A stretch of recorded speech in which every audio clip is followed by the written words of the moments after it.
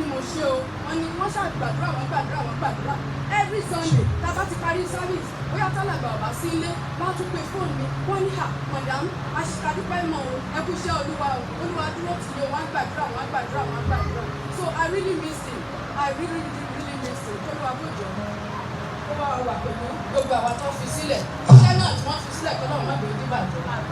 Ẹ bá mi pàtẹ́wọ́ fún wọn. Clap for her. Láti ọ̀dọ̀ obìnrin síwájú sí.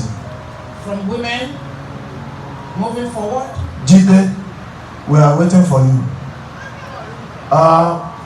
Any other women? Mama Ibeji. Praise the Lord. Praise the Lord. Hallelujah. Mo dúpẹ́ lọ́wọ́ Ọlọ́run fún ìgbésí ayé bàbá. Mo ní ẹ̀ńkátà pẹ̀lú wọn for the first time nígbà tá a bí blessing wọn wá. Ìgbà tí wọ́n wá dé, èmi ò mọ̀ wọ́n ṣùgbọ́n tí wọ́n bá rójú wọn yà sí mọ̀ báwọn lọ́bí dájú wa. So a kí wọn, a welcome wọn, a ṣe gbogbo ẹ̀.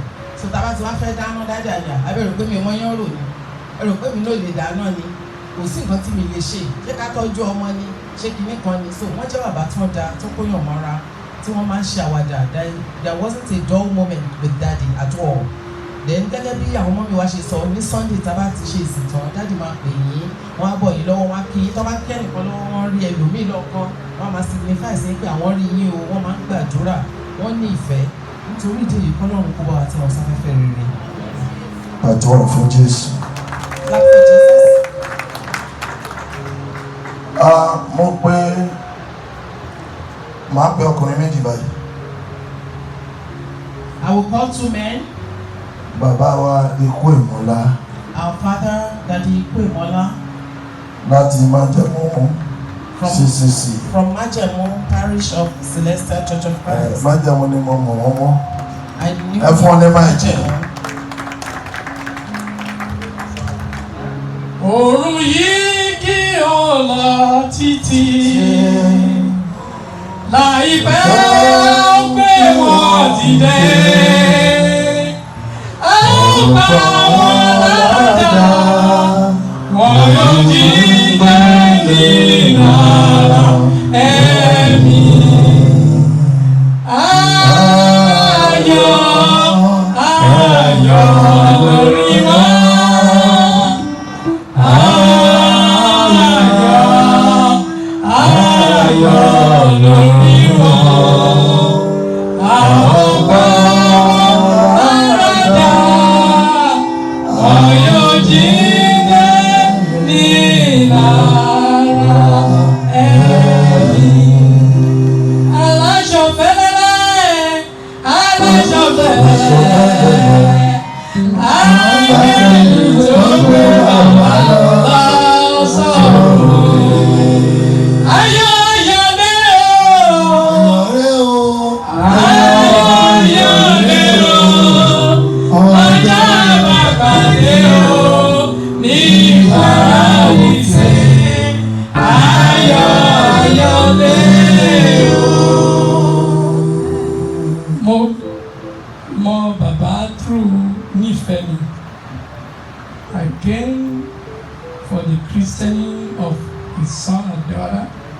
And I was able to meet him. He was a humble man, a pillar in the larger community in the United States of America.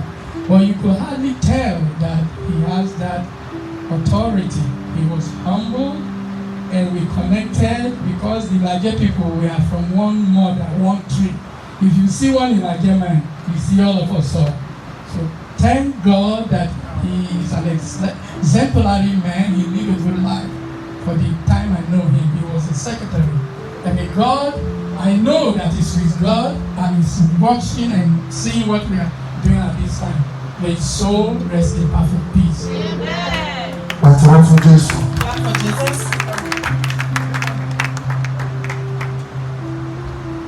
Kí n tó padà wá sí pẹpẹ. Before I come back to the altar, Àdúrà di alàgbà yìí. we're waiting for this man. Are you ready, sir? Ṣetán. Máa pe. I will call. Ṣé ẹni bí Ọlọ́run ló bá fẹ́ jáde ní ayé yìí? If a righteous man is passing, Wọ́n máa ń fi àmì hàn. there's going to be a sign. Mo ṣakitiyan lọ́pọ̀lọpọ̀. I tried a lot. Lọ́jọ́ tí bàbá fẹ́ kúrò ní Amẹ́ríkà. The day Dad wants to leave America, Àjànjọ́ yìí. we fought. Mo ní mo máa cancel ticket. I said I would cancel the ticket. It was on Sunday. It was Sunday then. Wọ́n ti múra church He was all ready for church. because his flight was about 5:30. Aago márùn-ún àbọ̀ lé ẹ̀kọ́ gbéra. Gbogbo tí mo dé ọ̀dọ̀ wọn ìrísí tí mo rí ọ̀tọ̀ ni. When I got to him, I saw a different thing. Mo ní wọn lè bá mi lọ church. I said he can't follow me to church. Wọ́n ní what do you mean? Wọ́n ní kí ni mo sọ. Mo ní mi ò gbà. I said no. Mo ní in fact mo ní ọkàn mi ò lè yọ̀ǹda ìrìn ìtẹ́fẹ́ rìn. I said my mind doesn't allow you to travel. Mo gbé fóònù pé kí n gbé airline wọ́n gbà lọ́wọ́ mi. I picked the phone to call someone. He took it from me. Kìnìún yẹn dìjà. We fought. He said a statement. Wọ́n sọ báyìí. Wọ́n ní He said, if I don't go, tí o bá jẹ́ kí n lọ, the worst calamity will happen tí àyà ò ní ká. ohun tí ó máa ṣẹlẹ̀ apá rẹ̀ ò ní Pé ká. ìwọ tó mọ nǹkan kan, I'm just saving you from trouble. You don't know anything. I'm just saving you from trouble. Ìgbà tí mo gbọ́ ọ̀rọ̀ yẹn, When I heard that, I was kind of weak. ó rẹ̀ mí wá. And everything mo kàn jọ̀wọ́ ẹ̀. I let go of everything else. We got to the airport. A dé ibi pápákọ̀ òfurufú. Mo ti bí ìmọ̀ ó dàbọ̀. I said goodbye to him. Mo ń lọ, I was going. wọ́n ń lọ. He was going. Ẹ̀mí ẹni dúró kí n wẹ̀yìn. My mind said look back. Ìgbà tí mo dúró tí mo wẹ̀yìn, èmi ló ń wò. When I looked back, he was looking at me. Bí ojú wa ṣe ṣe mẹ́rin ó gbójú lẹ̀ ṣe báyìí. As our eyes met, he looked down. Ojú ọ́. And that was the last time. He waved, and that was the last time we ever Ṣé saw àríra? that we saw. Lọ́jọ́ tó máa jáde láyé, The day he was going to pass, dédé aago mẹ́sàn-án alẹ́. about 9 p.m. at night, 2 days before that time, he was supposed to fly back to the US. ọjọ́ méjì kó tó di ìgbà náà wọ́n ó yẹ kó padà wá sí. But he was so weak that he could not travel, he could not fly alone. ó rẹ̀ wọ́n wọn kò lè dá wá. So Delta Airlines said they can't fly him alone without a companion. àwọn aláṣẹ Delta ní àwọn ò lè gbé wọn láì jẹ́ pé ẹ̀kọ́ wà By the time I will get ticket for my mom kí n to tó bring him, kí n tó ra tíkẹ́ẹ̀tì fún màmá wa want to fly. wọ́n ti lọ. So one day on Thursday, Friday, He was returned back home. we pay by Monday, pé ní ọjọ́ Monday I shoot. a ó ṣètò. My aunt in Chicago did a lot. àǹtí mi tí wọ́n wà ní Chicago wọ́n ṣe gbogbo méje. She spent over $3,000. wọ́n ná owó púpọ̀ Pé Kasha fi put ticket together. pé ká lè ra ìwé ìrìnnà Come aboard. kí wọ́n máa bọ̀. Ẹ̀dọ́ndẹ́lẹ́ When he got home, ọjọ́ Sunday wọ́n bẹ̀rẹ̀ sí sọ èdè. ní ọjọ́ ìsinmi wọ́n bẹ̀rẹ̀ sí sọ èdè. Wọ́n ní káwọn èèyàn máa kọrin àjíǹde. He said people should be singing the Olódodo bá máa recitation. fi ayé ìsílẹ̀ wọ́n máa ní àmì. When the righteous wants to leave, there's going to be a sign. Ìgbà tó di alẹ́ Monday, When it was Monday night, wọ́n wá pe gbogbo àwọn ọmọ tó kù sọ̀rọ̀ he called all his children pé kán wò báyìí. that they should look at him, Wípé wọ́n ti rán áńgẹ́lì kan wá. that an angel has been sent Ó ti mú òun wọnú odò. that has taken him into the Bí river, wọ́n dẹ̀ ti wẹ̀ wọ́n mú. that he has been bathed, Wípé ọwọ́ tóun lè gbé ní airport yẹn kọ́ yìí. that the hand he couldn't lift. Ó gbé ọwọ́ gbé ẹsẹ̀ ó fò sókè ó rìn. He lifted his hands Ó and ní ara òun ti he yá. walked. He said it was okay. Ó ní ẹni tí wọ́n rán wá ni wọ́n pè ní Generalissimo.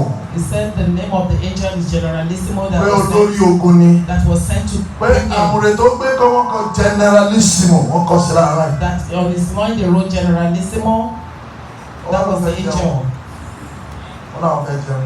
He said he wants to eat. Bí wọ́n ṣe jẹun tán, He ate. wọ́n ní ẹ jẹ́ ká gbàdúrà níṣòro. He said, let us pray. Wọ́n ti kó àwọn ọmọ wọn pọ̀. He brought all the children Wọ́n together. gbàdúrà. He prayed. Dédé 5 or 3 minutes to 9. Ó pè ìṣẹ́jú mẹ́ta tí Wọ́n kàn dìde lẹ́ẹ̀kan náà. He stood up. Orí ọ̀fẹ́ Jésù Kristo Olúwa wá. He started saying Ìfẹ́ ni mo ti grace. Ọlọ́run.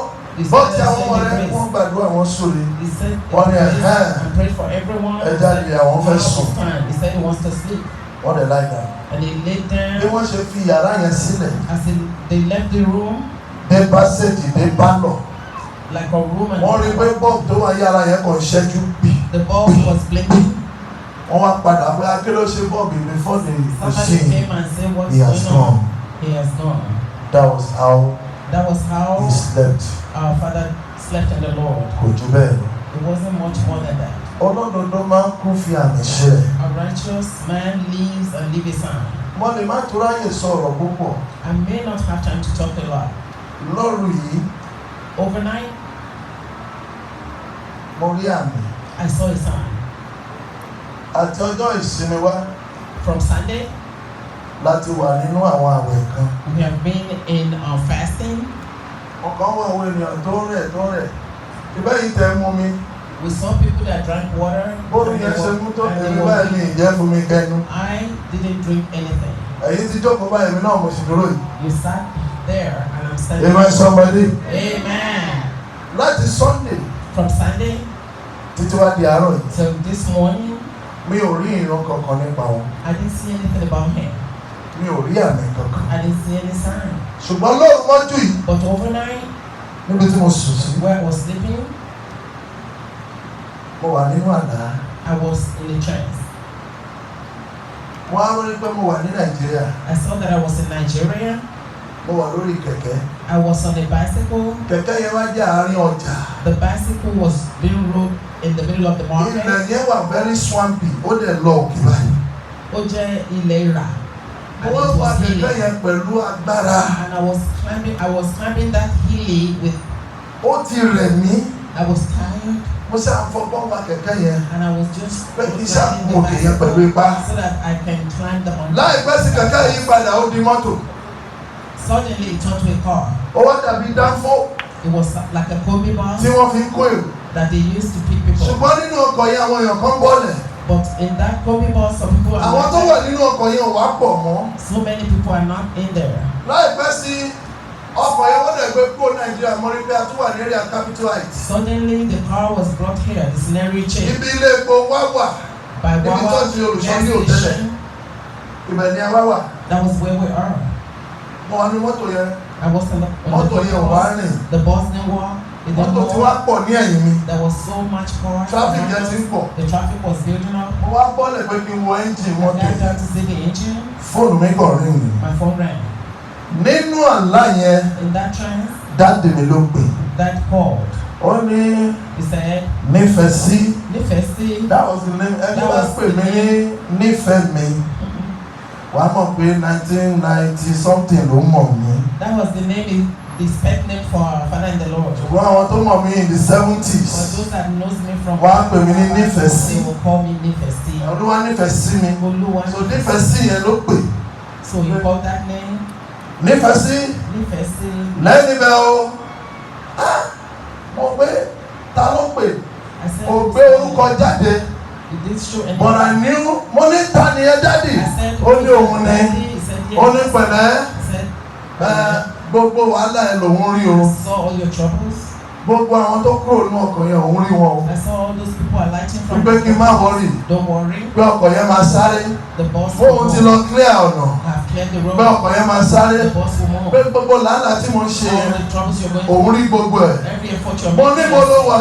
Where are you? Ó rí He laughed. Tell the church I'm in a better place now. Tell the church I'm in a better Only nobody should cry today. Wọ́n ní kẹ́nikẹ́ni ó máa sọ fún Let the church rejoice. Lọ́jọ́ pé ìjọpọ̀ yóò. For I am in a better place. Mo wà ní àyè tó Wọ́n ní ṣé mo lè pè yín padà pẹ̀lú nọ́mbà yìí? Can I call you back with this number? Wọ́n wá rẹ́rìn-ín. He lied. Wọ́n ní má wọrí àwọn ọmọ máa get in touch pẹ̀lú He mi. said, don't worry, I'll get in touch with you. Láìpẹ́ sí àwọn onídàáfó yẹn tí wọ́n on wọ́n Not distract too long, mi. the Gbé mọ́tò ẹ kúrò lọ́nà. I said, move Wọ́n on lọ́yà the road. làwọn ọ̀nà mọ́tò rẹ̀ wà háré. Then ọkọ̀ náà bẹ̀rẹ̀ sí ní sáré. Pé kí lọ wọnú mọ́tò mi kó máa sáré. Kó lọ wọnú mọ́tò kó máa sáré. Ní fóònù yẹn ṣe And the ọ̀tá phone jí. cut off. And then he woke up. Láti mo jí, When I woke up, wọ́n gbàdúrà. I prayed. Kẹ̀kẹ́ yẹn yé mi. Then our father understood the trance. Ọkọ̀ yẹn yé mi. He understood everything. Ohun tí mo gbọ́, The voice that he heard, ó yé mi. he understood. Ó bá mi sọ, ó bá mi sọ. Ó bá mi sọ̀rọ̀ èdìdì kan. Èmi nìkan ṣá ni mo mọ̀. Ohun tí bàbá ń sọ. Ó bá mi sọ. Ó bá mi sọ, ó bá mi sọ. Ó bá mi sọ̀rọ̀ èdìdì kan. Èmi nìkan ṣá ni mo mọ̀. Ohun ohun tí bàbá ń sọ. So bàbá ní kẹ́nikẹ́ni má bànújẹ́. Our father said, let nobody sorrow. Mo bá sunkún púpọ̀ lónìí ká ní pé mi ò rí àmì. I could have cried a lot today if I didn't see that sign. Ǹbá wádìí kí ni ìtumọ̀ ọjọ́ méje tí mo fi jẹrà mi níyì. Then I would have asked, why do I have to put myself? Ṣùgbọ́n láì òrùmọ́jú mo rí àmì. But overnight I saw a sign. Bàbá rí ẹni tó tún fẹ́ sọ nípa bàbá wa. We see anyone that wants to talk about our dad. Kí a tó wo àwọn àwòrán wọn. Before we look at it. Ẹ lè jẹ́ kí àwòrán yẹn máa show, then you play music later. Ẹ jẹ́ ká máa wo àwọn òwúrọ̀ náà lọ. Any other person from the women's side? Ta ló tún fẹ́ sọ̀rọ̀ láti ọjọ́? Màmá ìjọ. Màmá ìjọ. Kí a tó pe àwọn bàbá. Kí a ti pe àwọn. Ó yá fún màmá ìjọ ní báyìí. Praise the Lord.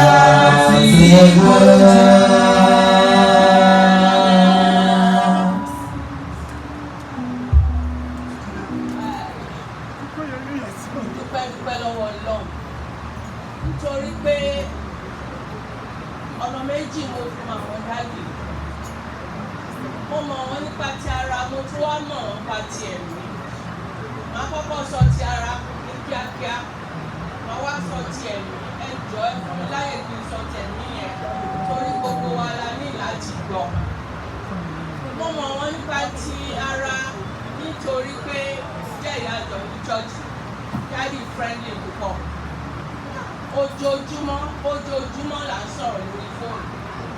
Àwọn dáàdì wa tó wà nídòókòó àwọn bàbá wa jù mẹ́yìn àwọn náà lè jẹ́rìí sí. A lè sọ̀rọ̀ lẹ́ẹ̀mejì ńgbà mi. Dáàdì fọ́nì, wọ́n láì láti máa méjì jò. Mi ò rí kọ́kàn pé nípa ẹ̀dá kan rí. Èmi ò mọ àsọ̀rọ̀ débi problems of life. Bọ̀tẹ̀ kọ̀ọ̀kan tí n bá gbé towards yẹn for my own self. Dáàdì máa sọ fún mi ní pé gbogbo yẹn kò tó kankan wípé it is well. Wọ́n ní mọ́mì máa ń sá, wọ́n ní òkùnkùn kò lè borí ìmọ́lẹ̀. Ọ̀rọ̀ yẹn ti wá di ọ̀rọ̀ pápá tí mo ti add mọ́ vocabulary tèmi. Orí ti máa ń cancel àwọn èèyàn tí mò ń sọ all the time yẹn pé òkùnkùn kan kò lè borí ìmọ́lẹ̀. Mo dúpẹ́ lọ́wọ́ Ọlọ́run pé mo mọ̀ wọ́n. Tí n bá ń sọ̀rọ̀ ńgbà mi wá ní ọmọ yín ní Maryland.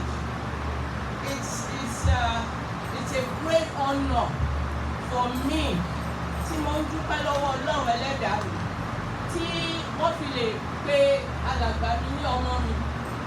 Torí pé àwọn ọmọ mi wá dán jókòó yìí, àwa jẹ́ méjì lórí ibi tìgbà. Now nípa ti ẹ̀mí ara ẹjọ́ ẹgbẹ́ títí tí mo fẹ́ sọ. Ẹ̀kọ̀ọ̀kan títí di bá ṣe dúró yóò ń ṣe níbi àlá. Ẹ̀kọ̀ọ̀kan mo ní denial pé kò tiẹ̀ lè ṣe.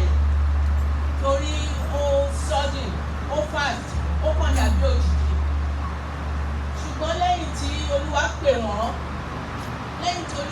wọ́n sà. I could not be comforted. Ó ká mi lára, ó mú mi lára, and because I got to take him as a brother that I've always prayed for. I have two wonderful brothers, so I lost one.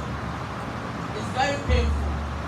But mo tún ní another brother, glory be to God, tí wọ́n wà ní jókòó mi. Ṣé wá rí nígbà tí wọ́n lọ?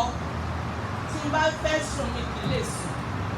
Màá mú báìbù mi, màá wà máyà pé ṣé lóòótọ́ ni àbí ṣé ó rí bẹ́ẹ̀ ṣá? Báwo ni a ṣe fẹ́ sọ ilé? Tó bá di ijọ́ yẹn, oorun ni o, ojú ran ni o, Olúwa mú mi rí ìran táwọn rí. tí máa fi jẹ́ ìpè Ọlọ́run alààyè mi ò lè gbàgbé torí pé mi náà mo ń gbàdúrà kó wá pèsè ilé bẹ́ẹ̀ fún mi.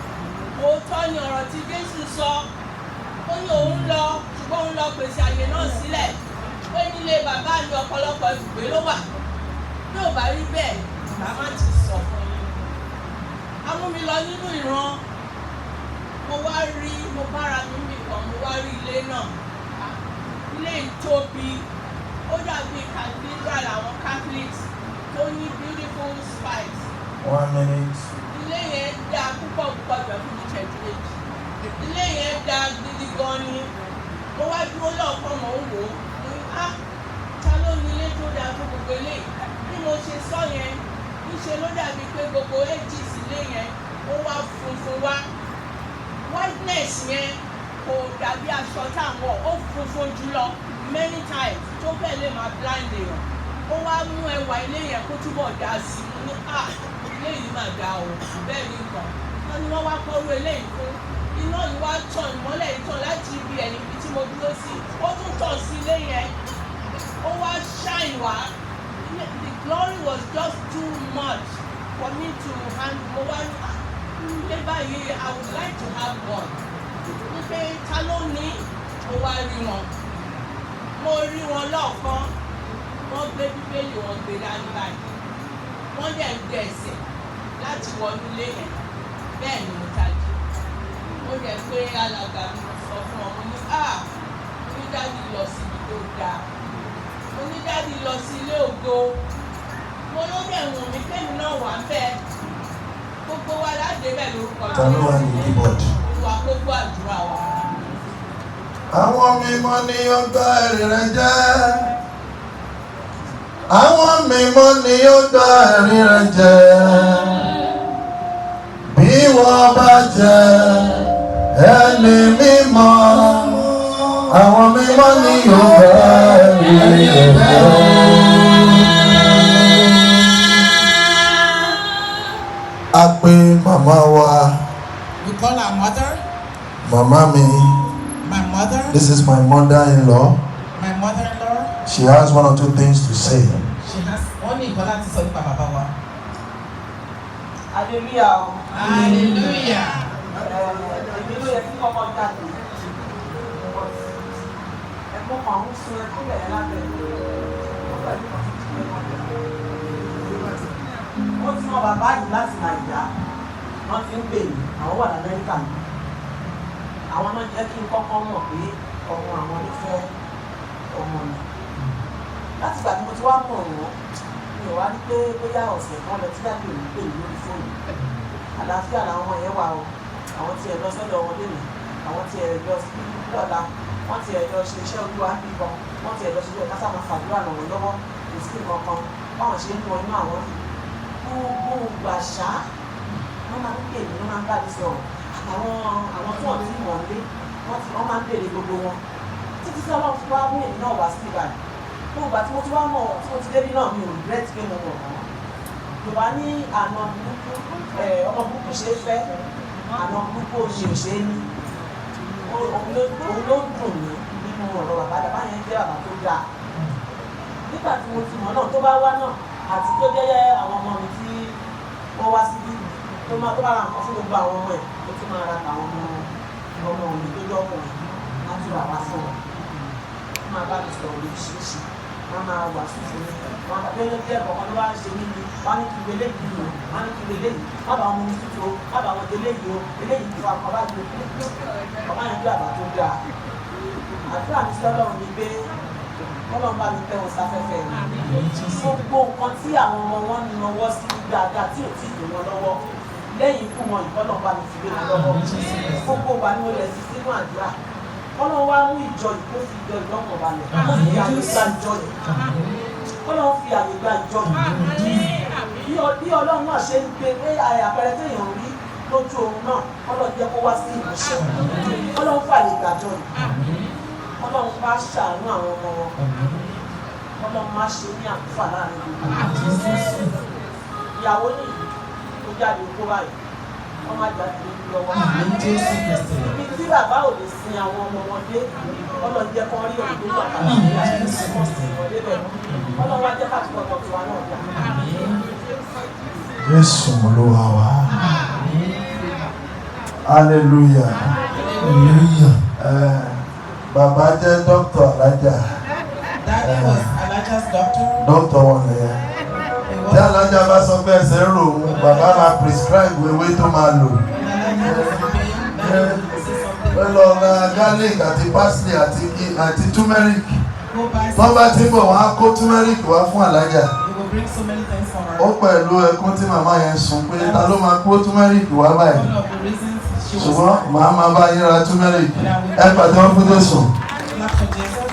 Á pé bàbá ìjọ We call our Father in the Lord kí wọ́n wá sọ to come and talk about nípa àwọn bàbá wa tí ó sùn. that's not in the Lord. Before he will speak, I recognize the presence of the two pastors, Pastor Taiwo and Kehinde Malumi. Put your hands together for them. Very àwọn Taiwo and Kehinde Malumi. They are princes from Ilajeland. Never make that all for. All that to be like clap for them. Hallelujah. Hallelujah.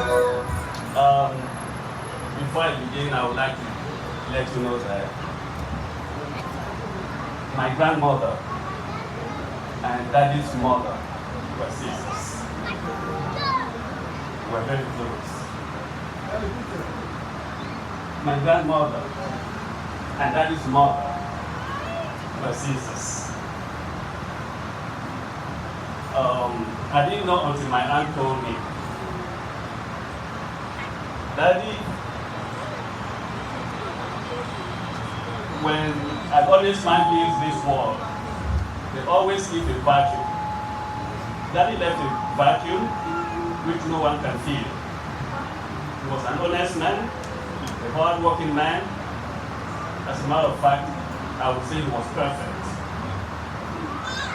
He was a great lecturer, a well-known lawyer in Ondo State. And he was a pillar in the Church of Zion all over the world.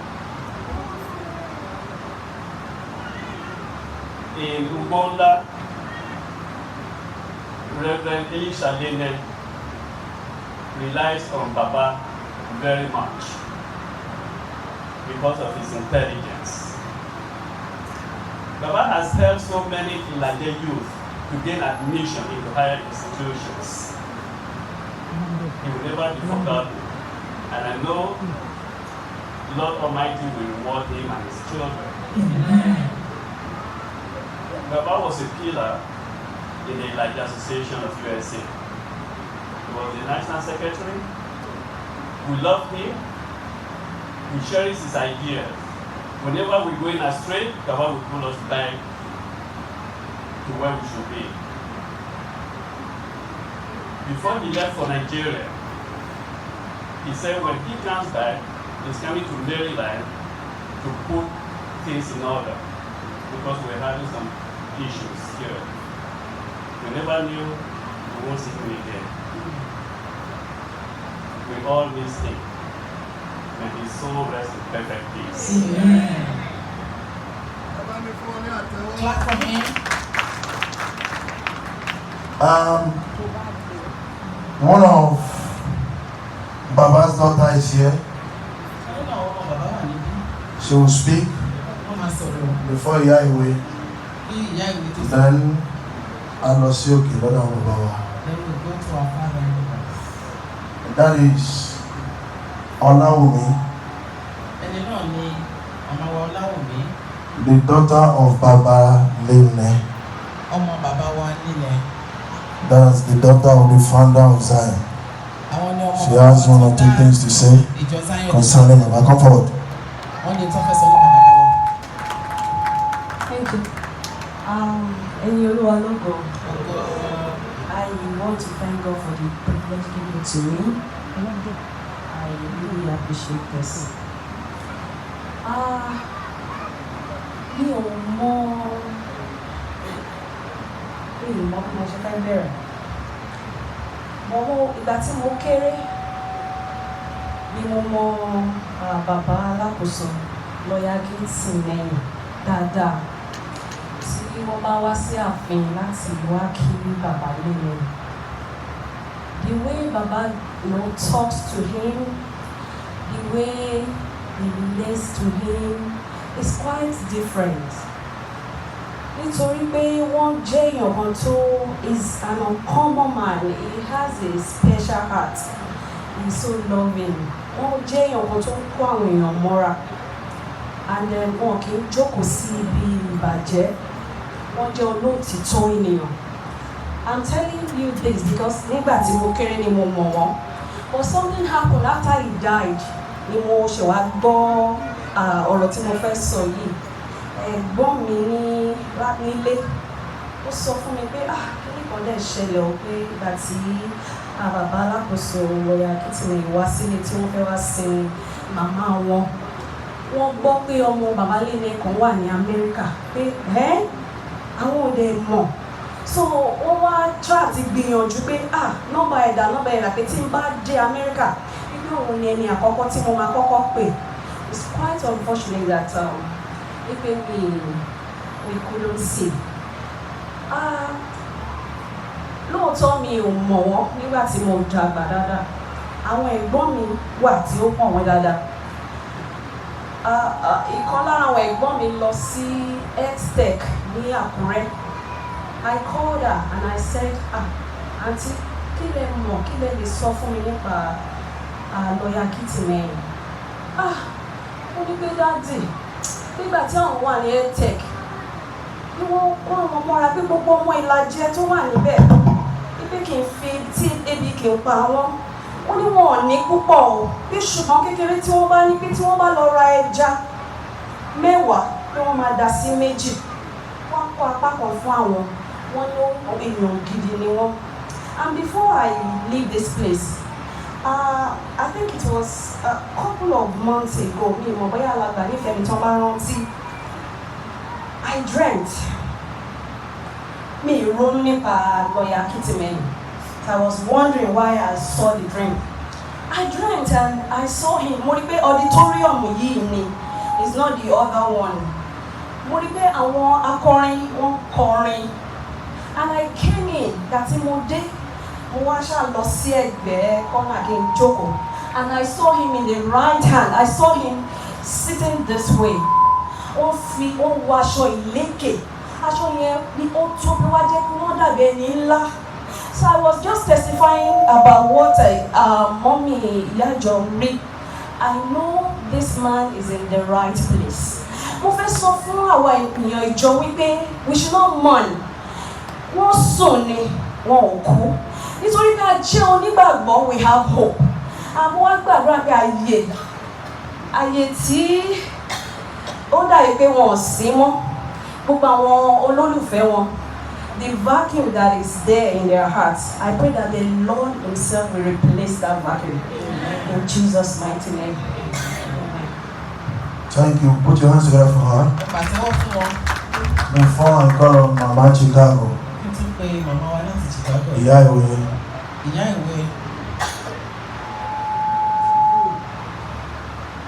Praise the Lord. Hallelujah.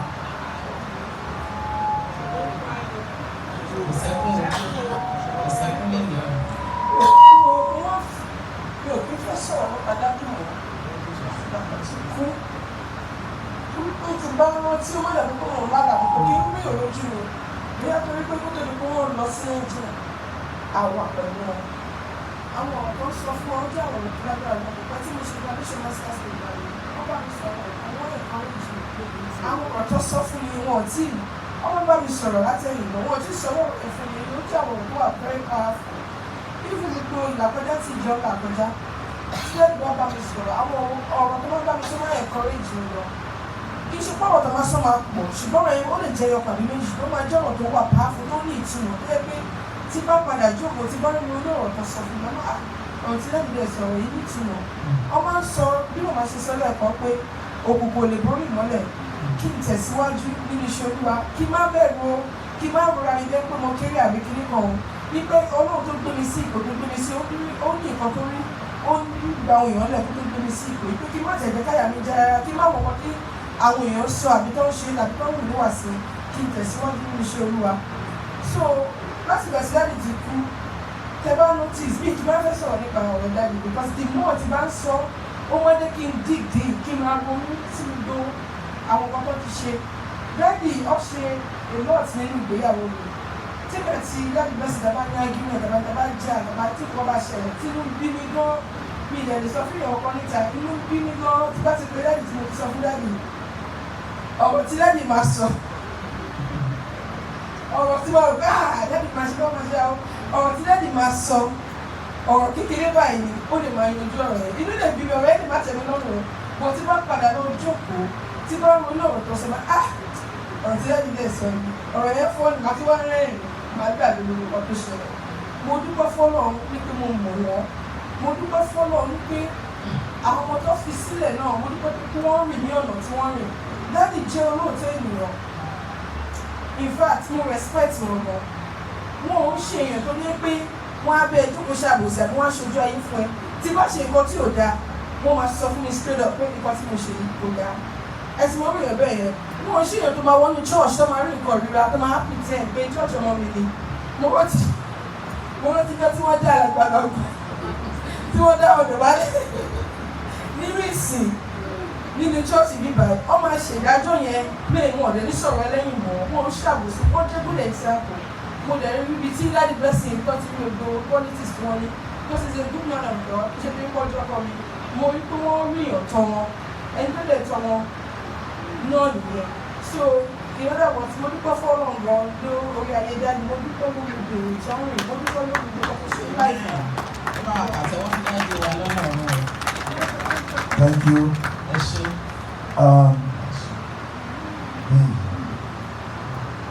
We have the music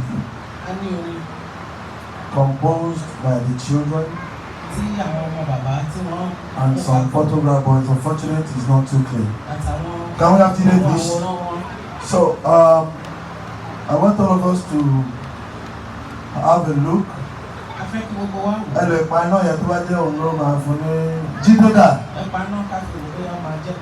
So these were some of the pictures he took while he was alive with his children. During the time tí wọ́n wá sí àwọn àjọ̀dún wa, bàbá ti gbọ́ orin yẹn, màmá Chicago wa sọ, ìgbà tó ń ṣe wedding lẹ́rí yẹn, àwọn tí mi nígbà yẹn. Ọ̀yá, máìkì ọ̀dà.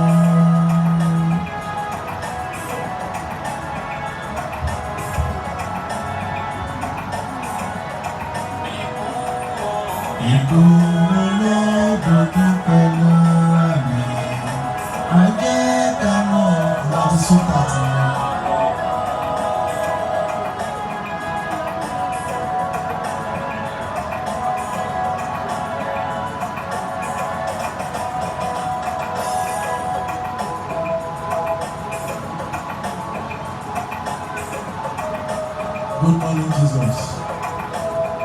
Good morning, Jesus. Bàbá ó fọ̀rọ̀ wá ó dojú ríro.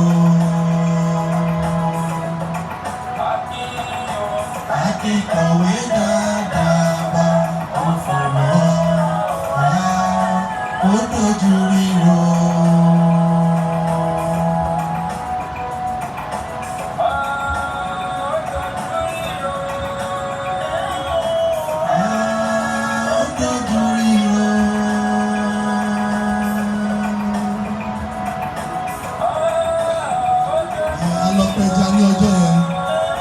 July 4, 2017. Akin, àwọn ọmọ méjì tó wà láàgbá ni wọn. That's my brothers. These are my brothers. Àdúró lórí ìrànwọ́. Àwọn àti sókà àti ọmọ.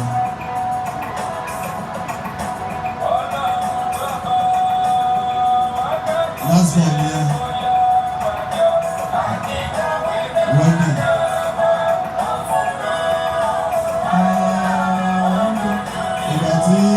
Wọ́n ṣòkú ìyàwó rẹ̀. Ìwọ́n gbé dání rẹ̀.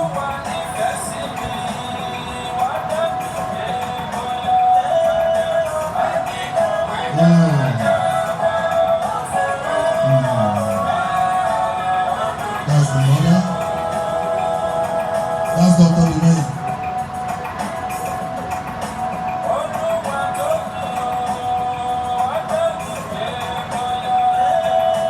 Akíkọ̀wé dáadáa bá ó fọ̀rọ̀ wá ó dojú ríro.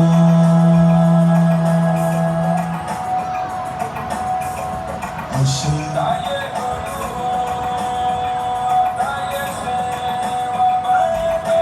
Akíkọ̀wé dáadáa bá ó fọ̀rọ̀ wá ó dojú ríro.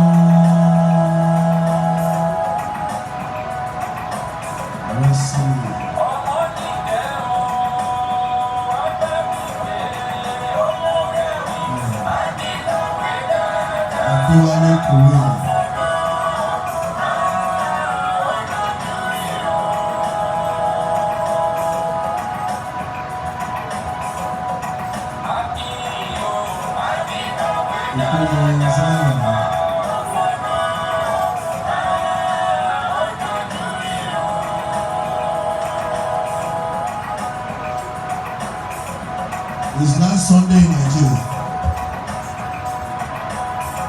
As everybody and his wife, and then there is everybody and his wife. 1 minute more, we'll wrap this up.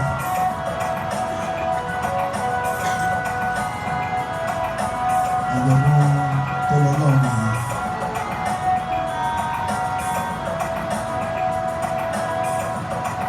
Good night, my father. Odowuro baba mi. Good night, my father. Odowuro baba mi. Ìwàásù èmi láti rí ẹ. Máa wàásù fún ara ẹ. Ìjọ tí wọn náà bá lọ. Harmonize yourself. Ọlọ́dẹ kò rẹ́ni ṣe fún ẹ. The day you leave this world, God will provide the people Ìyá ló yẹ kó máa rò bó ṣe jókòó yìí. that will think about you too. Ǹjẹ́ ìjọ Ọlọ́run lè péjọ lẹ́yìn òkú èmi náà báyìí? You have to think. Pé kán lè ṣe orúkọ Church of báyìí. God, Máa ronú ara rẹ níbi tó wà. after I'm done, Ẹlòmíà kú wá máa fi èpè sí òkú ẹ̀. some people will die, they will curse him. Ẹlòmíà kú wá gbàgbé ẹ̀. Some people will die, they will forget him or her. Ikú olódodo pẹ̀lú àmì. Ẹni tó bá létí The gbogbo death tí of the righteous ẹ̀mí is sọ still fún time. ìjọ. We call on Mama Chicago. After Mama Chicago. For 2-3 minutes. She is the mother we have here. Wọ́n wá sọ̀rọ̀ nípa bàbá wa. The one and only Akintimehin in Chicago. Put your hands together for him. Praise the Lord. Hallelujah. Praise the Lord. They're good. Kárìíra lọ́rùn ló dùn jù. Ká má fàyè yìí ṣáárì mọ́. Ká lè ríra lọ́rùn ló dùn jù. Ká má Oya káfáyé yìí ṣàrímọ́. àní ká lè ríra lọ́rùn ló dùn jù. Ká má Oya káfáyé yìí ṣàrímọ́.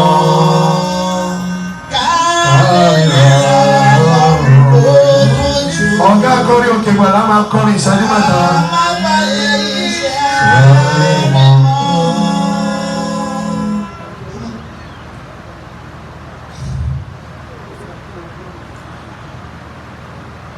Praise the Lord. The truth is, we are not mourning for the dead. It's we that need to be careful of our own self, of our own life. My husband died 2.5 years ago. My brother cried as if another day will not come. They were 5 and 6. I always make joke of them that when you guys go to the Elijah Association, whatever that you guys will discuss, you already finalize it at home. I said one day it's going to be backfire on you. But it's them, 2 of them. When my brother died, my husband died, my brother could not take it. He felt so sick that we have to admit him in the hospital for 5 days.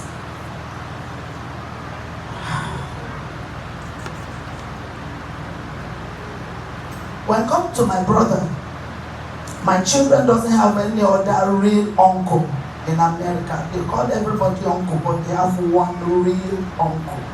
When you hear one real uncle, it's my brother. They refuse to call him daddy. They say he's real uncle. One of my daughters, still one of them, till this very moment, I cannot tell her that my brother is gone. Up to now, she doesn't know. She couldn't bear it, so she knew that he went to Nigeria, that is it. We didn't tell her anything. The one that is gone is gone. It's me and you or me, that we need to be careful of our own work, how we are building upon that foundation. We have the testimony. Bí a bá rò pé ilẹ̀ àmọ́ lọ́la bí ilẹ̀ ọ̀bà mọ́ ń kọ́. Bí a bá rò pé wọ́n délé bí ilẹ̀ ọ̀bà délé ń kọ́. It's not how you die that matters, but where you going to end it. The one that is gone, but it's now the race is between us. If today is my last day, Bíbélì sọ fún wa pé a ò mọ ìgbà àti àkókò tí ọkọ ìyàwó lè dé. Ṣùgbọ́n bí a bá pè ní bí a bá pè ọkọ, ṣé mo ṣe tán? Ǹjẹ́ bàbá pè ní lójijì? ǹjẹ́ mo ṣetán láti jẹ́ ìyìn fún ẹni tó pè mí? Ibẹ̀ ni kí a kíyèsí. Ẹ̀gbọ́n mi lọ sí Nàìjíríà for 3 weeks vacation, and that was the last.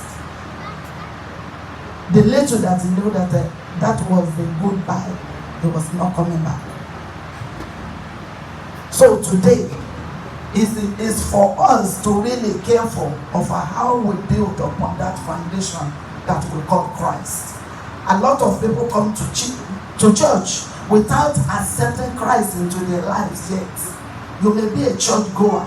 If Christ is not the Lord and Savior of your life, you better make that amendment today before it's too late. Because there is no any other boat. There is no amount of sacrifice they can sacrifice to you. You can pray from morning to night. If you don't have Christ in you, let them do deliverance and everything. When you die, where are you going to end it? That is all what I'm going to say. It is for us to think about. Today may be my last day. What will be my testimony? God bless you. Ever make a door for one. I went watching one lady by 2 o'clock the same body. So I've told us we'll be as time conscious as we can be. Now, Oga Kori Okeibala. Oh, Anita.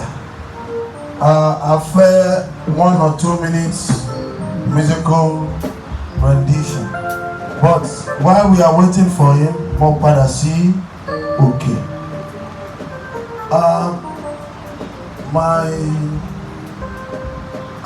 The national representative of I don't know if there's a message, and Pastor Malumi, if you want to say something, I have a minute for you before I go back to the altar.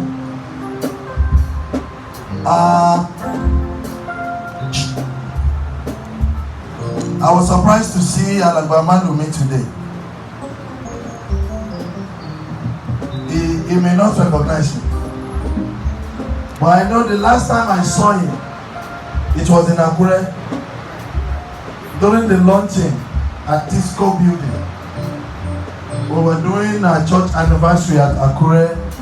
I think it was 1997 or 96. You came with Brother one day, Akintimehin. Yeah. It was at the launching. I think it was the chief launcher that very day.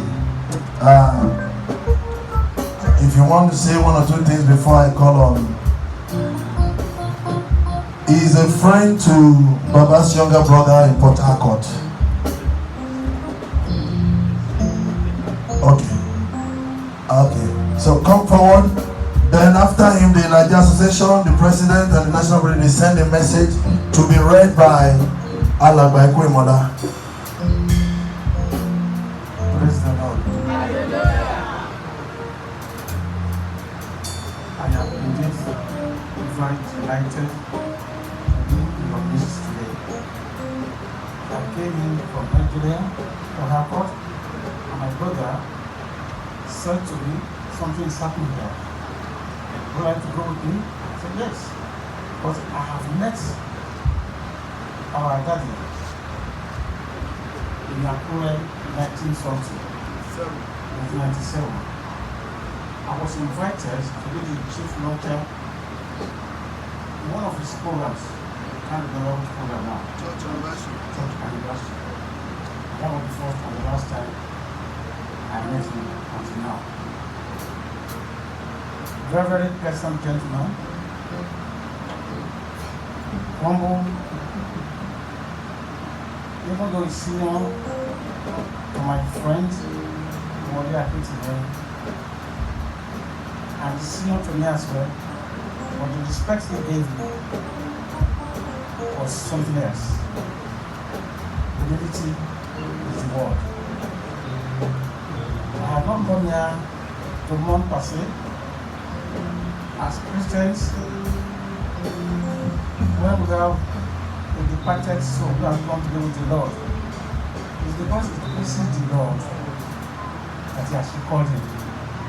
As long as we are in right standing with God, there's no wish, there's no visibility, there's no power anywhere that can take you home except by divine arrangement.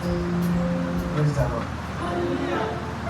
Before I give my vote of thanks. I'll pray. So can I pray one prayer?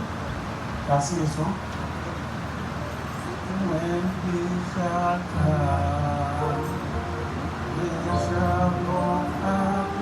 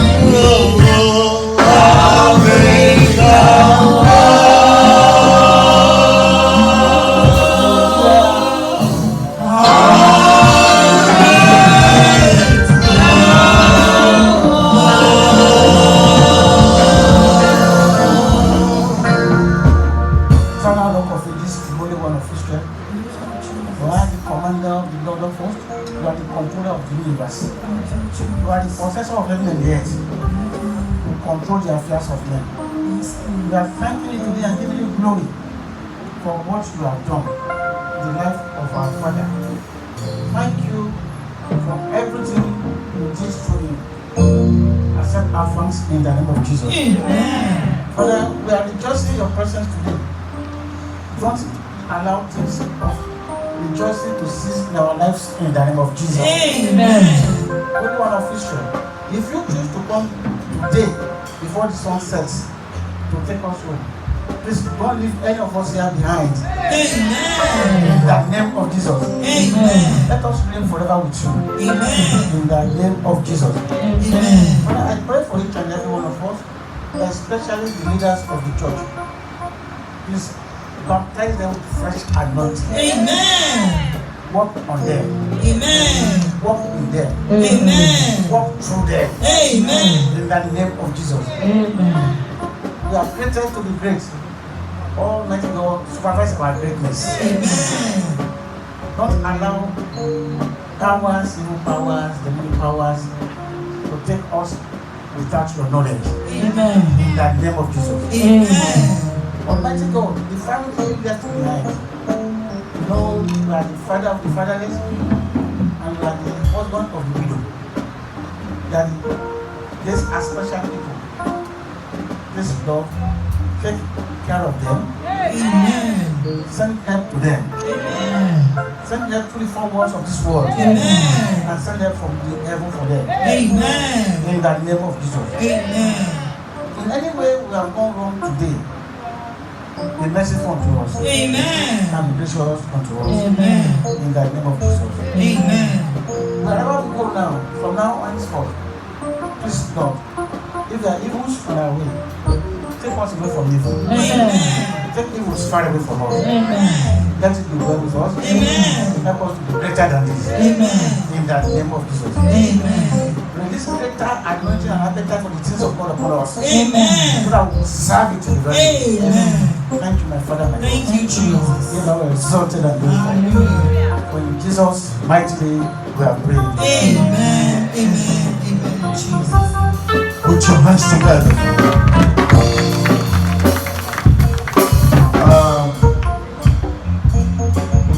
Ọ̀gá akọrin orin gangan ni ó máa gbé bàbá àgbà sàkáàdì tó máa fi parí so nísòrò ó kọ àwọn bàbá mẹ́ta ní òkè so máa pé bàbá májẹ̀mú wọ́n ní àwọn ní láti sọ̀rọ̀ that is superior evangelist Greg Oloyede. Help me pàdé owó fún wọn. Àwọn bàbá wa ni.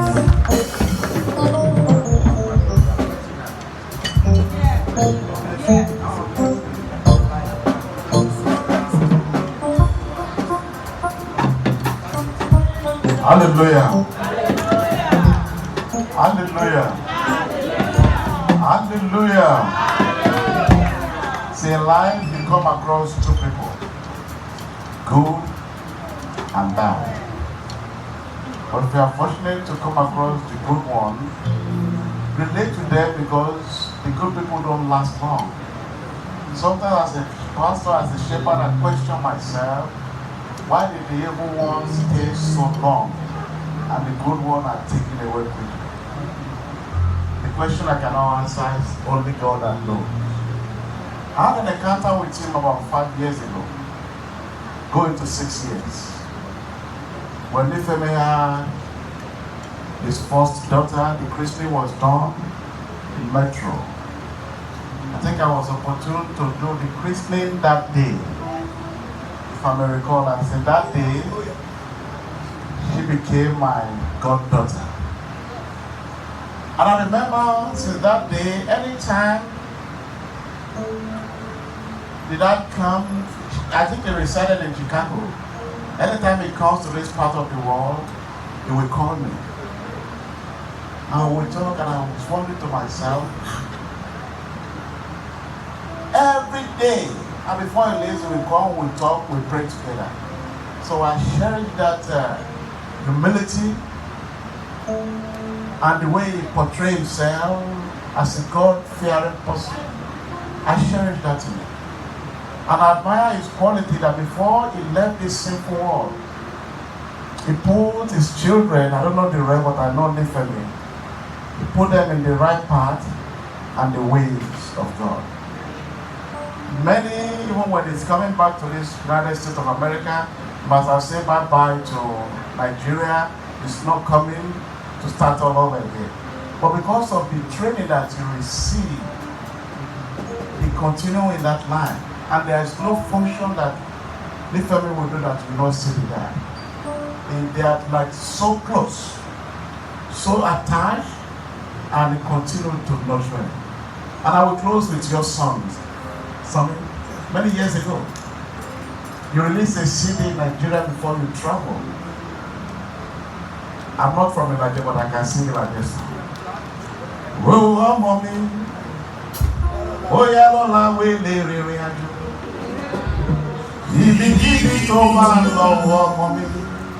Máa ṣe ọlọ́run àlàyé o. Nifemi carried that to the United States, and he never left his God for the sake. I pray that the good Lord will continue to strengthen this church. Amen. No matter the turbulence, no matter the plans of Satan, God will be your fortress and your shield. Amen. He will never leave you alone. I challenge you like that community. The dad is gone. Let him see you that you still have a backbone. Be there to support his movement and be there for him, and God will lift you up. Amen. To my mother, mommy, your husband is in the perfect place. The children, God will keep them alive for you. Amen. And if we do something for God, we are in the second half of the year.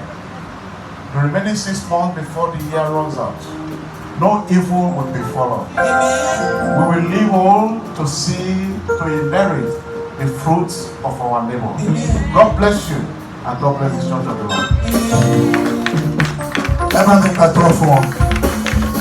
Before I call on our Baba Akintimehin, it was one lady that got here.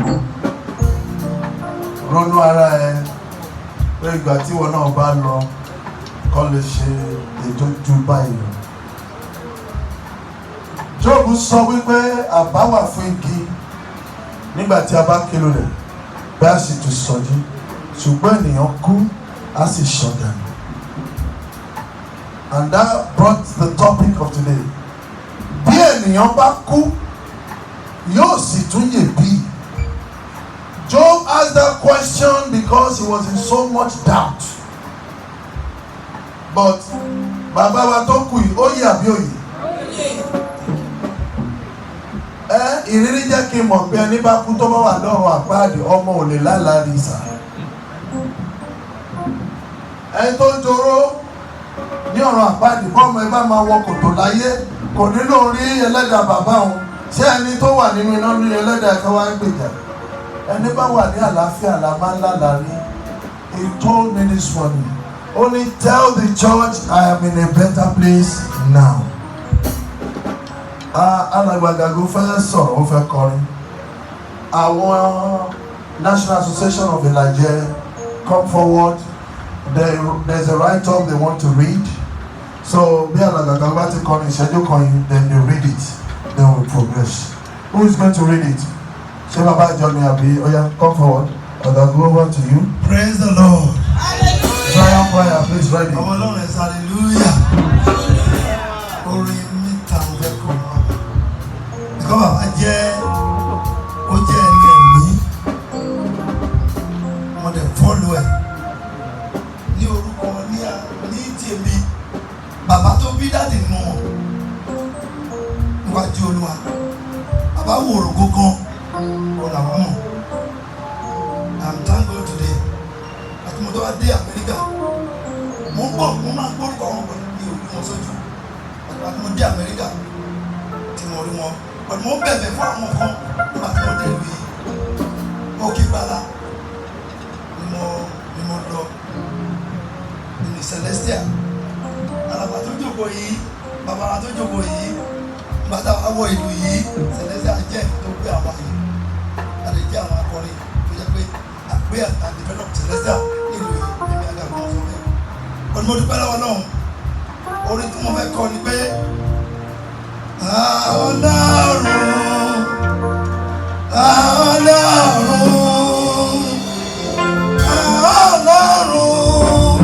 dáhùn sọ̀rọ̀ mi o. Ọlọ́run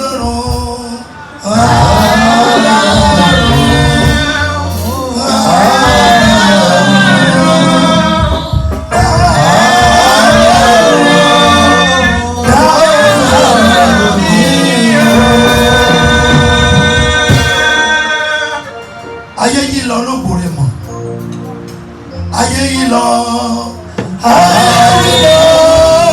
olóbòrè mọ́, onígbàgbọ́ zero, onígbàgbọ́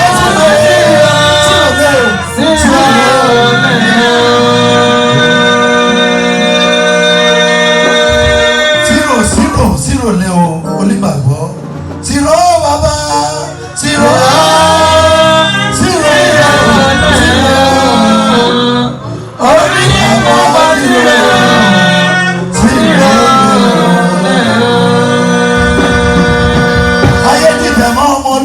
Baba, ayé ti tẹ́ mọ́ àwọn ọmọdé zero, onígbàgbọ́ wọlé zero.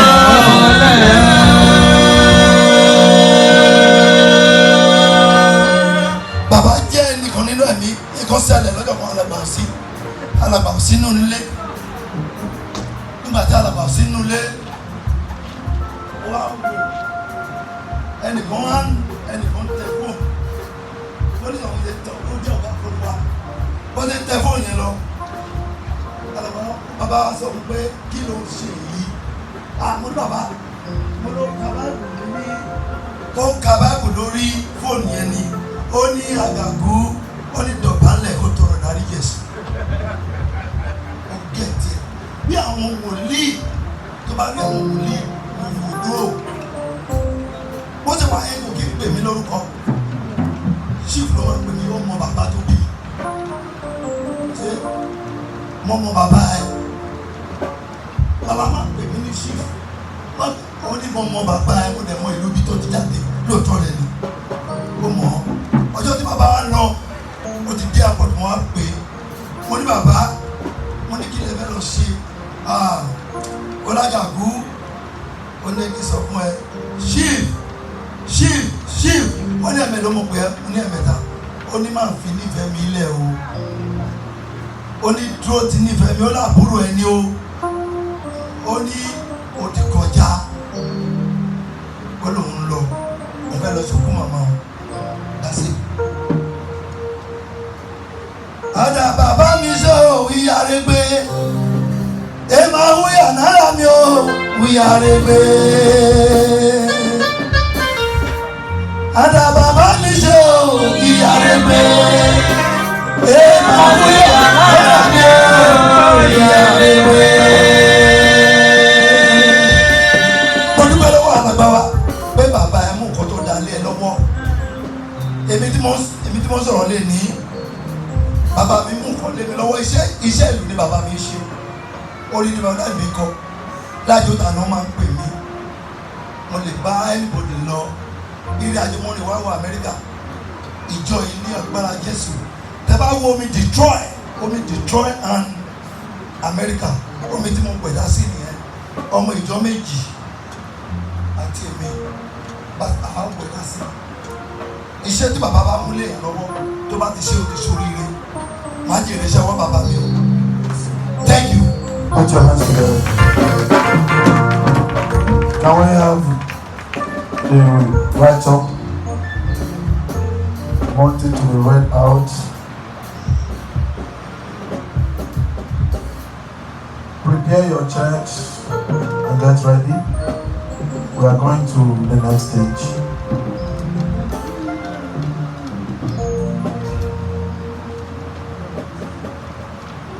Hallelujah. This message is from the Association of USA.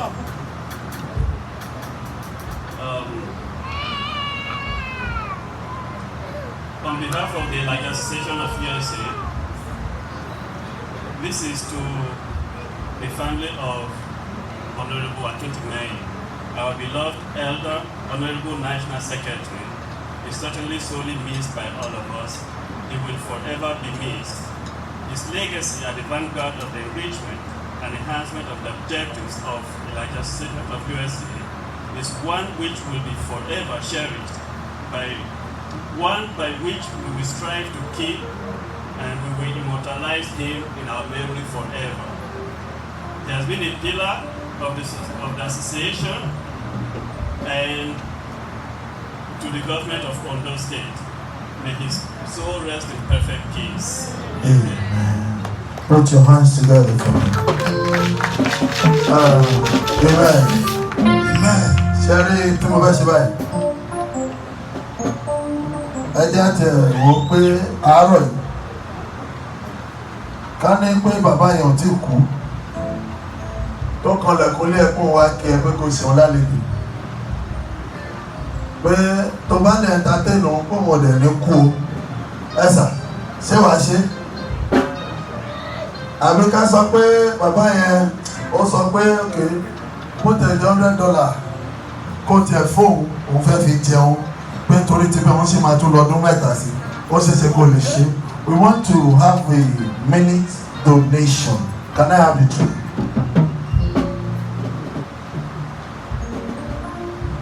This donation will be to assist the Church of God. Shari Baba here, there is no time it comes to our anniversary that we will not write a check. There is no time that will come to our anniversary that we will not write a check. Mo ń sọ̀rọ̀ kan fún àwọn èèyàn kan lánàá, ẹlòmíì ò ní òye. There was a year my father came to Maryland. Àjọ̀dún méjì dẹ̀ crash. Ìkan ní Maryland bí, ìkan ní New York.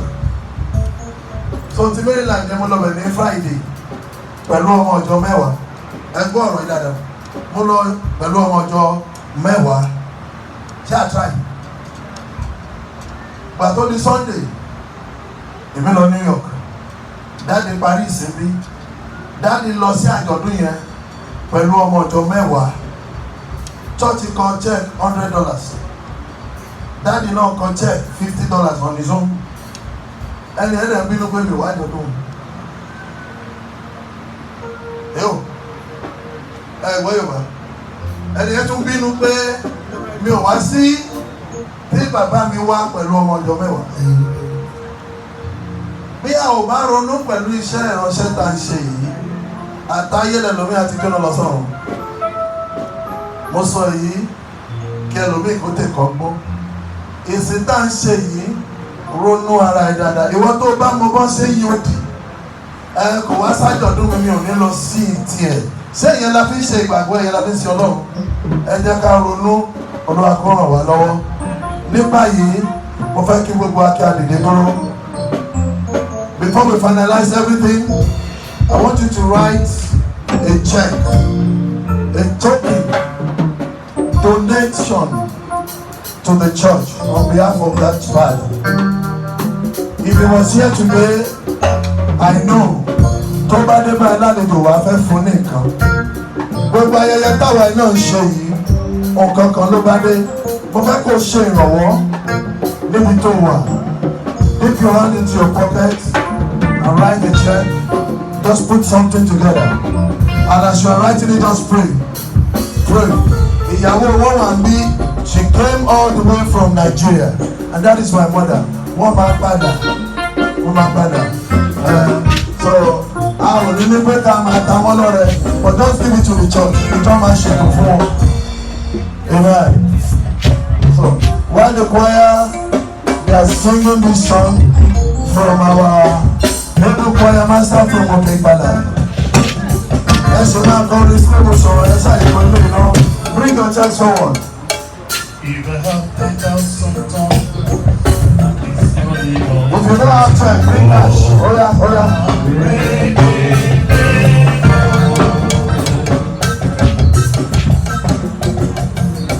if I have 10,000 tongues, We are not going to force you to do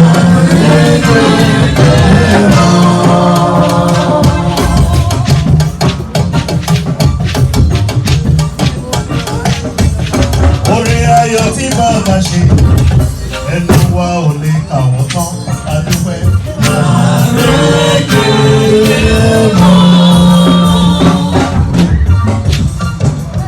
We are leaving this place by 2 o'clock.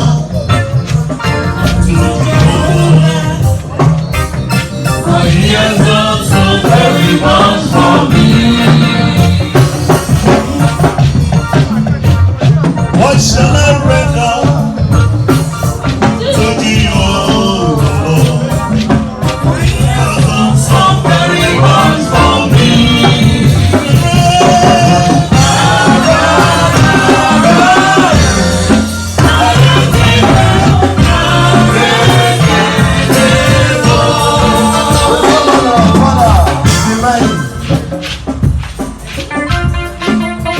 Baba Akintimehin.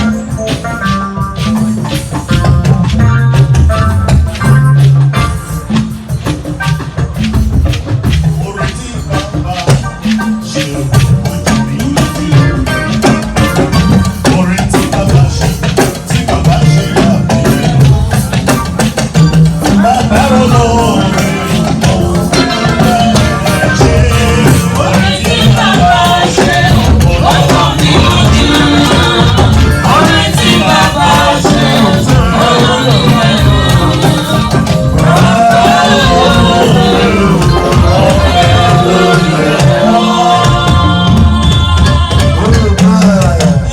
The Lord will bless you all in the name of Jesus. Sit down. Mi ò fẹ́ kẹ́nikẹ́ni kó jáde fi wá sílẹ̀ sínú ìsìn. I've said we are leaving here by 2. We will keep to time.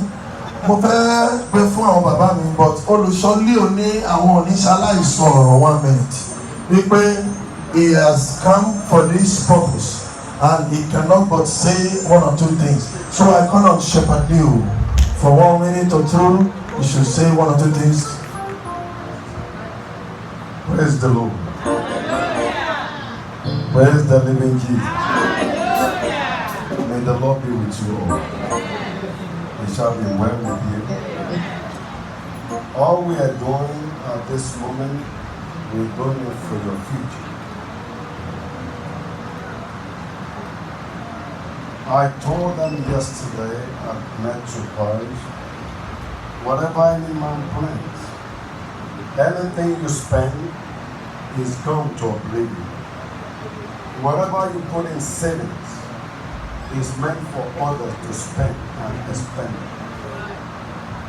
Àwọn tí wọ́n mọ̀ nínú ọmọ máa jẹ sórí. Ṣùgbọ́n whatever you sow in the house of the Lord, wọ́n sọ ilé ìkẹ́lẹ̀ mọ́, so that nítorí pé alàgbà Reverend Apoyẹlẹ, torí pé pálí tó ń gbé sílé àbí abọ́ tó ń gbé sílé ìṣèjọba ní pé kán bẹ̀rẹ̀ sí sọ ní kálukú ká fi sílẹ̀. Kán máa wọ pé ìyá wa mú $10 wá, ìyá wa mú $50 wá, àìláwọ̀ tá tó ṣẹ́ẹ̀kì kan. But if you can think about it, àwọn tó ti lọ lọ́nà tó ṣiṣẹ́ takuntakun níbo ni wọ́n ti lọ. Those who you are better off, they've gone. Those who you are not up to, they've departed. It's by grace of the living Jesus that we are all living. I met with his dad, Akintimehin, doctor, many years ago. We became closer when his son came down to his school. Once Kokoma and people took crew, he went and relocated in another state. Then look at what God is doing.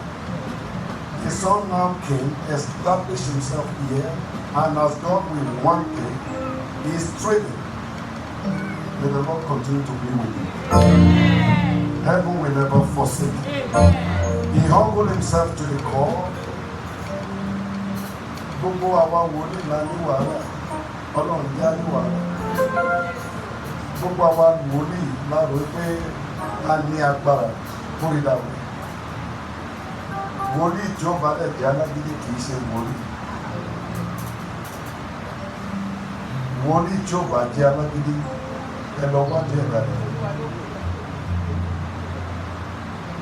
Àwọn wòlíì tọ́lọ́run pè gbogbo wa lálágídí ọ̀run adúró tí wọ́n jọ wọn sì ní wọn pa ọmọ tí wọ́n fi sílẹ̀ wọ́n á yàn wọ́n á yanjú. For the first time I'm meeting her mom, ìyanu aṣẹlẹ̀ nínú ẹ̀dọ́. Àwọn ọmọ yóò ní kúrò bí ẹ̀rọ yìí. Gbogbo àwọn tó kù wọ́n á yàn wọ́n á yanjú. Gbogbo ẹni tẹ́ ń kí àmì tẹ́ ní ọmọ sáyé àtàwọn tẹ́ fi ṣe ọmọ wọn ní kúrò bí ẹ̀rọ yìí. Kò sóhun tó dàbí bàbá àti ìyá. Wọ́n wá wọ́n ti ṣèwọ̀n tí wọ́n lè ṣe wọ́n sì ti lọ. Mo wá bẹ̀yìn tó bá lè mú abọ́yẹ̀ sí i. Ohun tí a bá lè fi kù ẹ̀fìkù fún àwa tọrọ. Ṣùgbọ́n mo mọ àwọn ènìyàn wa dáadáa. Olúwa ràn wá lọ́wọ́. Èyí tẹ́ bá ní ìpàdé wo pé owó yìí ẹ má wo ti bíl tẹ́ máa san. Ẹ má wo ti tẹ́sán tó wà bẹ́ẹ̀. Ṣùgbọ́n ẹ má wo pé eléyìí bó ṣe rí èmi làwọn kò sẹ́dá tó mọ̀lá. Àwọn àgbàgbà wa tó ti lọ lọ́rùn. Wọ́n mọ̀ pé ọjọ́ ti dé. Torí kálukú bá wọ̀ pé bàbá inú máa ní àti múra sílẹ̀. Ẹjọ́ torí Ọlọ́run, ohunkóhun torí kálukú wa bá ṣe òun la máa jèrè. Èyí tẹ́yìn ṣe yìí, ẹ̀ ń fi for your future is your treasure in heaven. Ẹ má wò bí alàgbà nífẹ̀ẹ́ ní àṣẹ náà. Ẹ má wò bóyá fẹ́ kó fún ìyàwó. Gbogbo tẹ́ bá ní ọ̀rọ̀ apọ̀nyílé, ògùn ọ̀rọ̀ á sì bùyọ̀. Ẹ wo nǹkan tí ọjà ń sìn. $1 ló pọ̀ ní. Olúwa ràn yín lọ́wọ́. Ìyanu á ṣẹlẹ̀. Ògùn ọ̀rọ̀ á sì di nínú. Ojú ò ní tì yín. Ẹ ò ní kí wọ́pọ̀ fún bàbá mi. Ọwọ́ yóò sì ní kọ́ sàlẹ̀. Bí ogun ti ń jẹ́ ti Ọlọ́run. Tí òun ń yọ. Tí ọkùnrin náà súnà. Ìyanu á ṣẹlẹ̀ bẹ́ẹ̀. Gbogbo ẹni tẹ́ wọnú ẹ ń fi ọwọ́ sí ògùn ọ̀rọ̀ á bùyọ̀. Ẹ̀mí ọ̀run kò ní fi sílẹ̀ lórí àṣẹ mi. Lórí ìpè ìmọ́lẹ̀ ló máa parí. Àdáwọ̀ lè ká ìjọ sí mi. Bẹ́ẹ̀ ṣe kí í sí ìyanu àṣẹ ìkáyé. Adániwájú ò ní fi sílẹ̀. Ẹ̀mí fọwọ́ sí ògùn ọ̀rọ̀ adínmọ̀ ní àdínwáyé.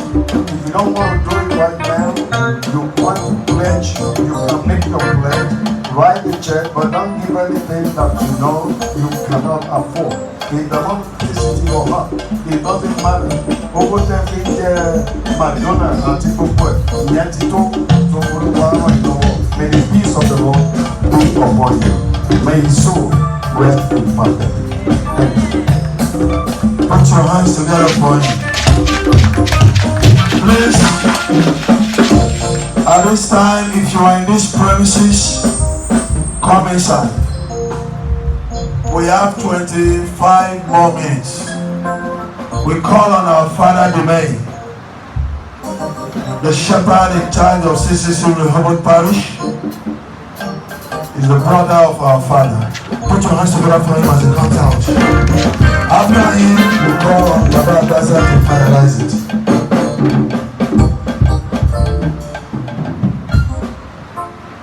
Hallelujah. Hallelujah. Hallelujah. Hallelujah. Hallelujah.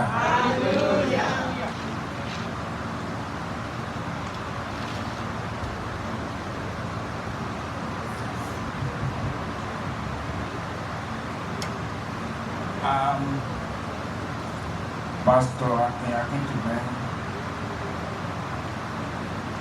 who was my uncle, he was my nephew.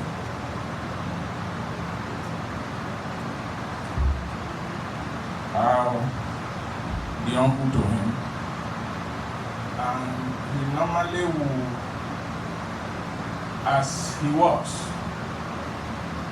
a man that diffuses tension when he gets to the crowd. Whenever I'm in a place and he wants to introduce me, he say, I have one uncle here, but I'm older than him. I am older than him, but he's my uncle. That was who he was. And we were together, we have been together, we have come a long way. There are some people that come from the same family, they don't see eye to eye. But that was not our portion. We were always together, we attended the same secondary school. He got into the secondary school before me. He went into Akure to do high school. And I said, that place where you do high school, that's where I'm going. And I went to the same place where he did high school. And we attended university together. When he was in high school, he did so wonderfully well that the principal of the school cannot stay 2 days without seeing him. If the principal didn't see him, he would say, go and call me at Tubade, where is he? I haven't seen him. When my father was alive, when we go on holiday, I am the quiet man. I'm not the introvert. My father would tell me, he would say, when you come from school, you never give us stories of what is happening in school. But when Kowe comes, Kowe will tell me everything that happens in the school. I said, Baba, we are not the same. That's who he was. Spiritually and physically, he touched life. He was a man of God to the core. At the time he got to America here, he was already getting a bit old. But when he was in his prime age, he was somebody that would go out to give revival and people's lives would be touched. There was a time he went to a place to give revival and God raised up 6 prophets under that administration. Ẹ̀mí Ọlọ́run balẹ̀ àwọn méje ó sì sọ wọ́n di wòlíì because of his activity. And it's one person, he loves everybody. It doesn't matter whether you are related to him or not. He's out, he seeks the interests of others. When he was writing his projects for his 4th degree, he came to me and he told me, he said, I'm writing my project on Ugbonla. And the title of his project is still in my head till today. He said, Ugbonla, Zion's Room. That was the title of his dissertation for his 4th degree. And when he finished, he said he wanted me to read it. And I read it. It's a monument that people can see. That piece is in the University of Ibadan. It outlived him, and everybody that is a CNS member or not a CNS member, when you see that piece, you will know that somebody wrote something down. As a lawyer, you fight for people. There were times he would take up a case without any charges. And he can go far away. If he lives at Akure, he can go to Ibadan, he can go to other places to defend people. There was a time in Lagos, somebody was harassing people with a cane. One of the high chiefs harassing people, took their vehicle and everything. He went to the court and took an injunction and retraced all those things and gave it back to the owner without taking a kobo from them. That was the type of person he was. And while he was in America here, he was always concerned about what was going on in Nigeria. He would always call me and said, what are these people doing? Many people are not on top of what they are supposed to be. He was on top of his career. Not only did he practice in the West, he practiced in the North. And spiritually, physically, he touched life. And as a family man, he was married. He loved his wife and loved his children. And you can see the testimony of the children that are here. His children that are here, all of them, they worship. The first son is in Nigeria. He has a church and is also a prophet of God. That's who he was. Himself and the wife, you see them, you think they are twins. When you see him, the wife is coming behind. When they went to Kaduna, they went together. The only place he could not bring his wife is America here because of what you know. That was the only reason they left the wife behind. But the wife, because the wife knows the husband he married, he kept back. At the time he left Nigeria for this place, most of the children were still small. They were still young, but the wife was there to look after the children. And the two of them were communicating. They were communicating to the end. So he's a family man who loved his family, he loved his wife, he loved the children, he loved the church of God. And wherever you see him, he's always concerned about people. And I don't have a doubt, because sometimes I ask myself, of what benefit is it for you to stay here above 100 without being able to make heaven? If you are coming here and you have made your mark and God wants you to go home, what is important is you want to be where God wants you to be. And I have no doubt, I spoke with him shortly before he left, and in fact, I never knew that he would go to Nigeria and never return. I never. I didn't see it was now repeated. Sometimes about 3 months ago, I was sleeping. I slept.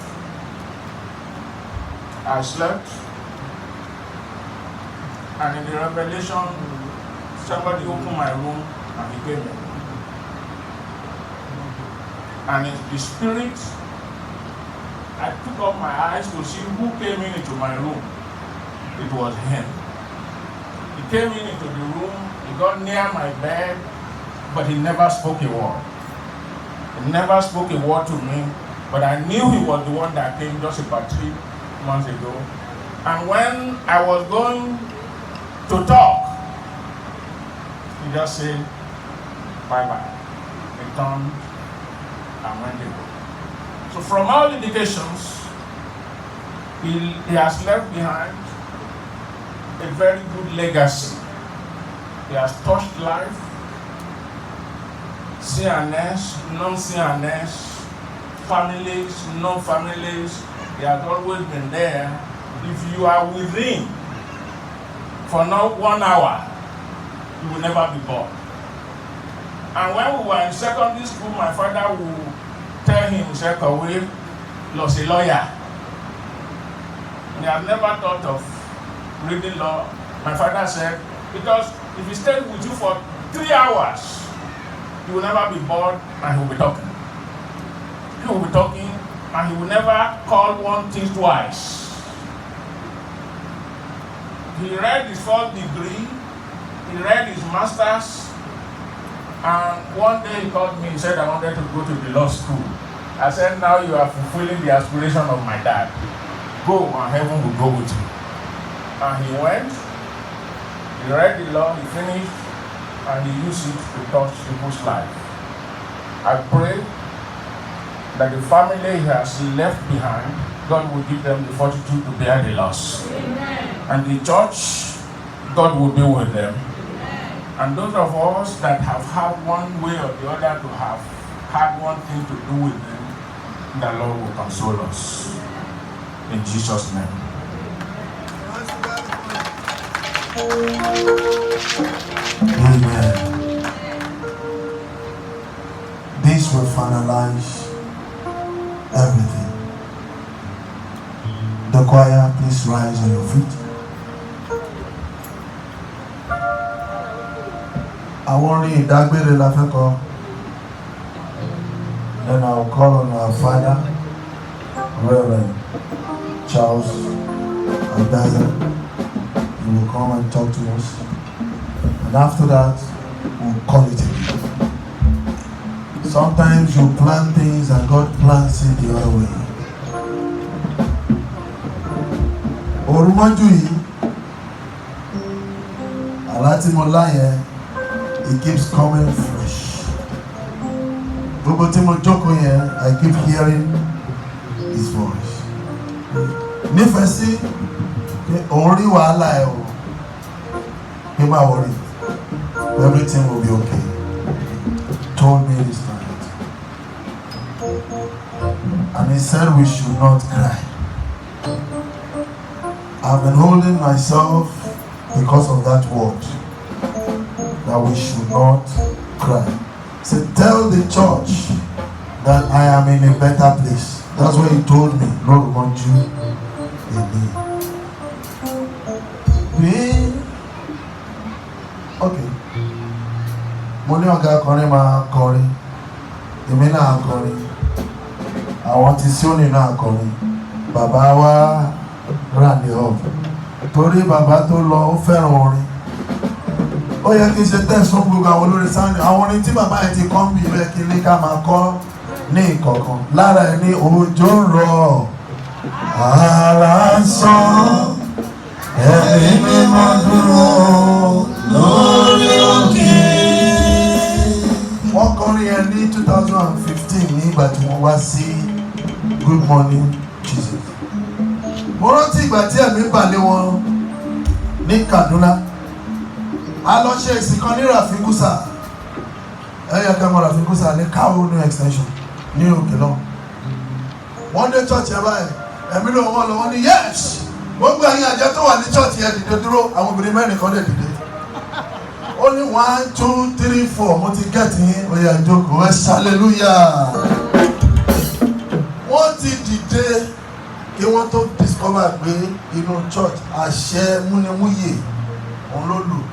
Pé gbogbo ẹ̀yin àjẹ́ tó wà bíi ó yá dìde dúró. Ó dẹ̀ kà wọ́n 1, 2, 3, 4 ní ẹ̀hẹ́ mo ti gẹ́ẹ̀tì yín ẹ jókòó. Ó wá kọrin pé omi ṣe lòdì. Wọ́n tí wọ́n mi gbàgbọ́, wọ́n mi ṣe lòdì, wọ́n tí wọ́n mi gbàgbọ́, wọ́n fẹ́ tàn mí ṣiṣẹ́ Ọlọ́run, ara rẹ̀ wọ́n mi tàn jẹ́. Pé ó ṣe ìlòdì, ó ní pé òun gbàgbọ́, ó fi ẹ̀tàn ṣiṣẹ́ Ọlọ́run, ara ẹ̀ ló ń tàn jẹ́. Wọ́n mi ṣe lòdì, wọ́n mi ṣe lòdì, wọ́n mi gbàgbọ́, wọ́n mi gbàgbọ́.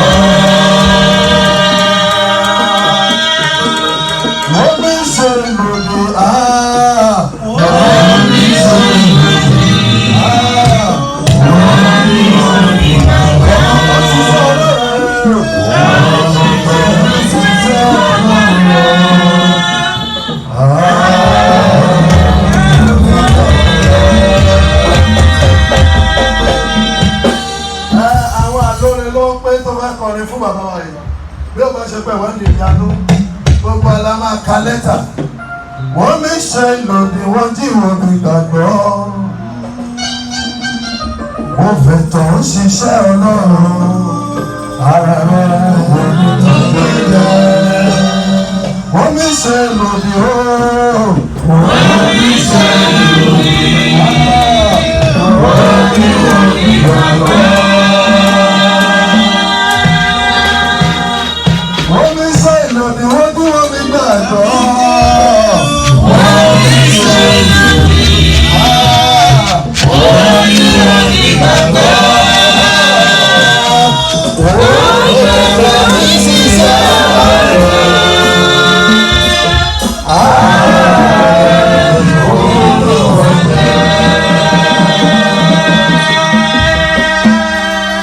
Bàbá ṣe kọ́ ẹ̀yin máa wọlé gbogbo máa wọlé kí a tó gbé ẹ̀rọ yẹn sílẹ̀ fún àwọn bàbá wa. Orin tí bàbá yẹn kọ ó pọ̀ ojú rọ̀.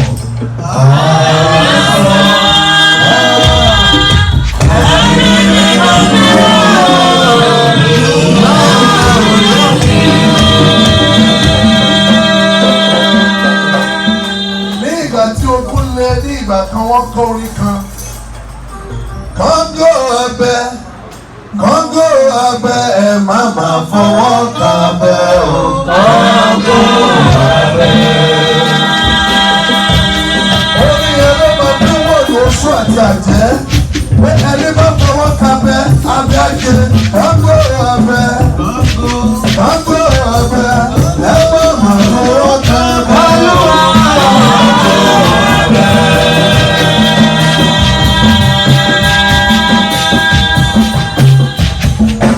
Àwọn mímọ́ tí ó dá ẹrù rẹ̀ jẹ́ gàdú.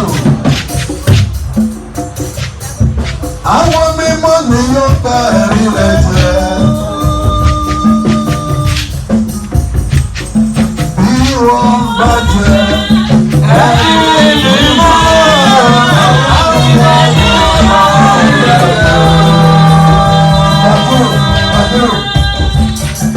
àwọn mímọ́.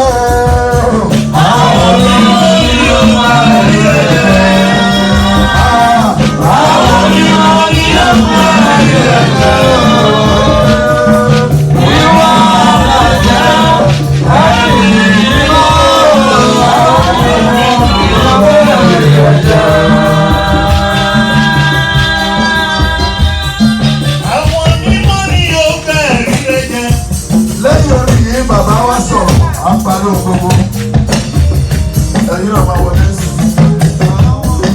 Èyí ni mo ní láti sọ fún ìjọ Ọlọ́run. Nípa ìfẹ́ Olùgbàlà.